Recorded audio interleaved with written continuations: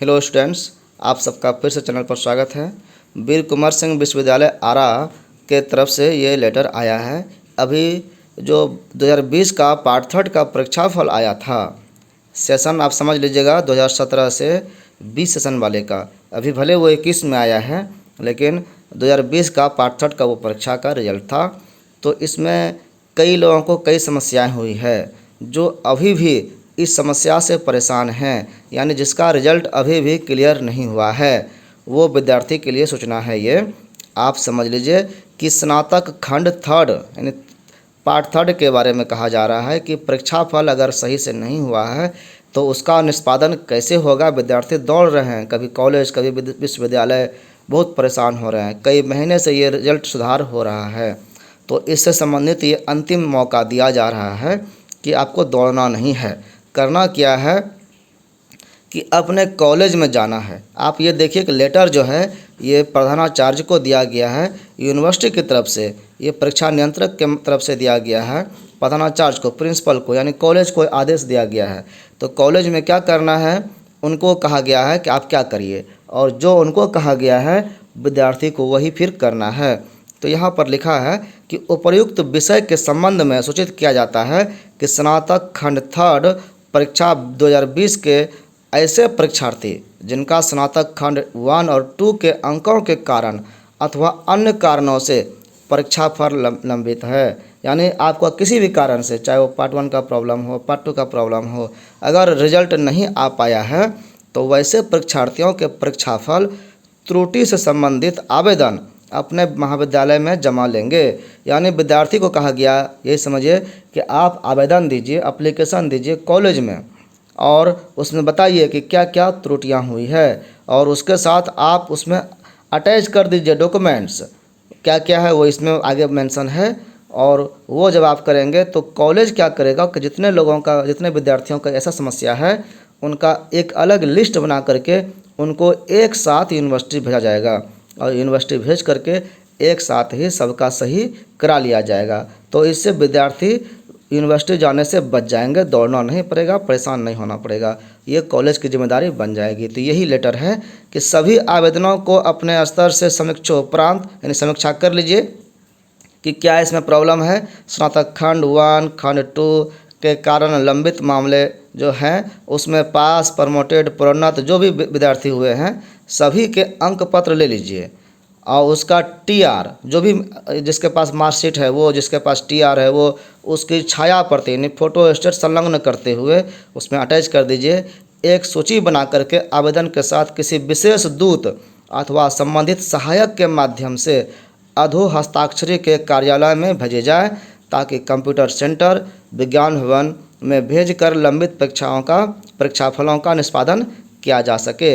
इसमें एक चीज़ समझने की ज़रूरत है, कोई विद्यार्थी पार्ट 1 में जो है 17-20 का सेशन है, इसमें पिछले सेशन का भी विद्यार्थी है, 16-19 का भी है, तो उसका क्या हुआ है कि पार्ट 1 पास किया था, पार्ट 2 पास किया या फेल कर गया, या पार्ट 1 फेल कर गया था, दोबारा पार्ट 1 का एग्ज़ाम दिया था, तो उन दोनों का टीआर उसमें लगेगा कि किसी में जो सब्जेक्ट पास हुए हैं, किसी में कुछ और सब्जेक्ट पास हुआ है, तो उसको मिला के नया टीआर बनाया जाएगा।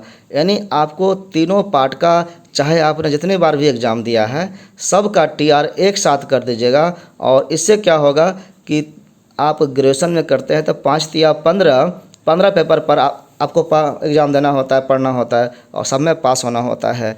तो 15 पेपर का आपने एग्ज़ाम 3 साल में, 4 साल में दिया है कि नहीं, उसका नंबर एक साथ करके आपको पार्ट थर्ड का रिजल्ट दिया जाएगा। तो यही काम करना है। इसके लिए जो भी आपका मार्कशीट है, टीआर है, वो अटैच करके एप्लीकेशन को कॉलेज में जमा करेंगे। कॉलेज में जमा करने के बाद वो आपका रिजल्ट फिर यूनिवर्सिटी में सुधार के लिए भेजा जाएगा। इसी तरह से आप देखते हैं कि शेरशाह कॉलेज सासाराम का ये उसी लेटर के आधार पर यहाँ पर ये दर्ज कर दिया गया है, ये लेटर निकाल दिया गया है कि विभाग में जो भी प्रॉब्लम है जिस विद्यार्थी को अपने कॉलेज में आकर के जमा कराइए।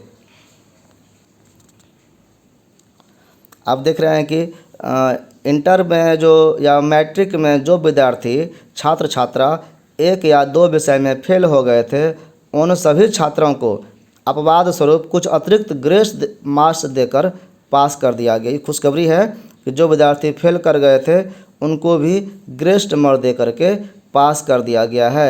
अगर आपको मैट्रिक का रिजल्ट देखना है, कंपार्टमेंटल एग्ज़ाम दिया है या 12 का कंपार्टमेंटल रिजल्ट देखना है तो आप इस लिंक पर क्लिक करके देख सकते हैं या सेम टू सेम आप टाइप कर सकते हैं। एक विषय में अधिकतम 20 अंक तथा 2 विषय में अधिकतम 20 अंक, एक विषय में 10 और 2 विषय में 20 अंक दिया गया है। अगर किसी छात्र छात्रा को एक विषय में पास होने के लिए 9 अंक तथा दूसरे विषय में पास होने के लिए 11 अंक की ज़रूरत है तो उसे पास नहीं किया जाएगा, लेकिन मैक्सिमम 10 नंबर से जो फेल किया है उसको पास कर दिया गया है। अब मान लीजिए 30 में पास है, आपको 20, 21, 20 से ऊपर आ गया है तो आप पास कर दिए जाएंगे, लेकिन 20 से भी नीचे आया है तो फिर आपको पास नहीं किया गया है। ये एक तरह से मेहरबानी किया गया है 10 और 12 के विद्यार्थियों के लिए बिहार बोर्ड की तरफ से। दूसरा जो हमको बात कहना था कि बिहार बोर्ड में एडमिशन के लिए इंटर में नामांकन के लिए जो है एक से ज़्यादा स्कूल या कॉलेज में कर सकेंगे अप्लाई, और कम से कम 10 कॉलेज और अधिकतम 20 कॉलेज या स्कूल के लिए कर सकते हैं आवेदन। तो आप भाई विद्यार्थी को ये कहना चाहते हैं हम कि जो भी विद्यार्थी हैं आपका उद्देश्य क्या है, पढ़ना है, किसी न किसी कॉलेज में एडमिशन लेना चाहिए। आप ऐसा करिएगा कि अधिकतम 20 कॉलेज है तो सारे कॉलेज जहां भी आपको इच्छा हो पूरा बिहार में आप 20 कॉलेज का अटैम्प्ट लीजिए, 20 कॉलेज का नाम ज़रूर दीजिए। हम देखते हैं कि विद्यार्थी क्या करता है कि मिनिमम वाला टारगेट को देखता है। अगर एक कॉलेज का डालना रहेगा तो एक कॉलेज डाल के छोड़ देगा, 10 कॉलेज यहाँ कह रहा है कम से कम 10 कॉलेज डाल के छोड़ देगा। 10 कॉलेज दिया है तो इस बार ठीक दिया है, नहीं तो क्या करता था लोग कि एक कॉलेज में अप्लाई कर दिया और बैठ गया कि मेरा तो हो ही जाएगा। लोग घमंड में रहते हैं कि हमको इतना नंबर आया है तो मेरा एडमिशन कैसे नहीं होगा, हो ही जाएगा, एक ही कॉलेज डालते हैं और इसी गलतफहमी में रहते हैं। उनको ये पता ही नहीं रहता कि भाई आपसे ज़्यादा नंबर किसी को आया होगा। ऐसा क्यों नहीं सोचते हैं कि उनको भी नंबर आया होगा तो वो भी एडमिशन लेगा। पूरा बिहार के लोग अप्लाई कर रहे हैं तो ज़्यादा नंबर वाले का अप्लाई होना है। तो आप मैक्सिमम प्रयास यही रखिए कि जहाँ भी जितना भी ज़रूरत है आप अप्लाई कर दीजिए। आपको पढ़ना है तब आप ये मत सोचिए कि हमको इसी कॉलेज में एडमिशन लेना है और तब पढ़ना है, नहीं इस कॉलेज में एडमिशन हुआ तो नहीं पढ़ेंगे। भाई कॉलेज को आप टारगेट रखे हैं कि पढ़ाई को टारगेट रखे हैं, ये सोचने की ज़रूरत है। और आप अप्लाई जो करेंगे वो चुन लीजिए कि कौन कौन से कॉलेज में करेंगे, कौन से कॉलेज में कौन कौन सब्जेक्ट की पढ़ाई होती है, ये सब देख करके आप अप्लाई करिए।